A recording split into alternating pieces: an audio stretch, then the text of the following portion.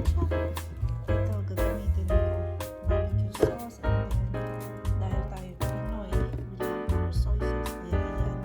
And then, gagamit ako ng butter. Dahil yan lang po mga guys. So, yung una kong gagawin, muna tayo mag-gisa. Mag-saute. Saute tayo ng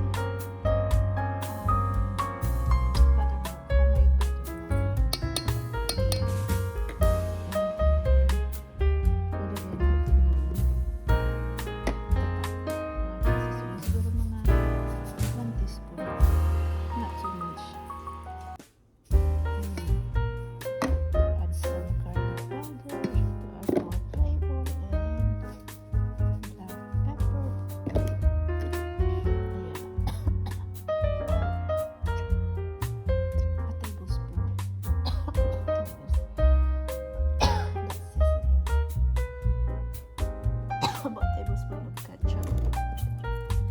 This one people put Worcestershire sauce, but I don't have that one, so I just squeeze in some what's that?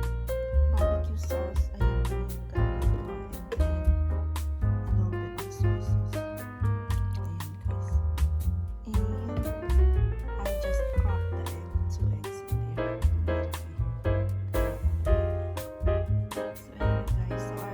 Added our 2 eggs in there, and then yung ginisa natin celery and onion, and then mix lang natin with the crumbs and mix this up, and put it in bread loaf.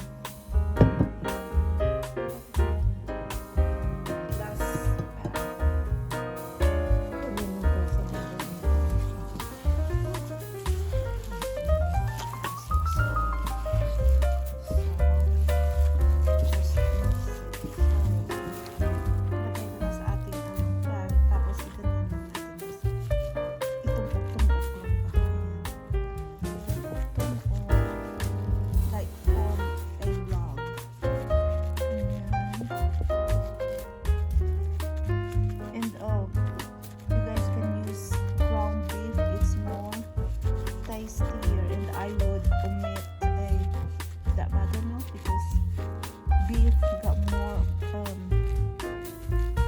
fat to it, and it makes more so this is ready to go in the oven, and I will just bake it 375 degrees for 40 minutes, and then after 40 minutes lalagyan natin ng ketchup and brown sugar.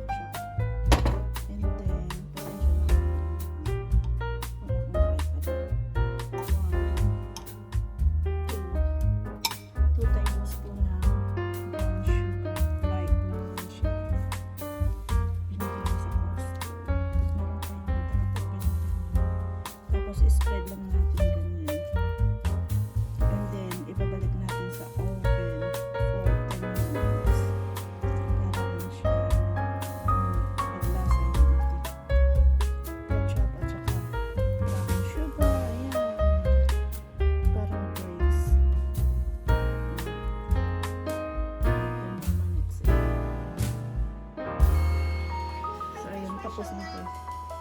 So dahil maliit lang yung ano, isang loaf lang yung ating meatloaf.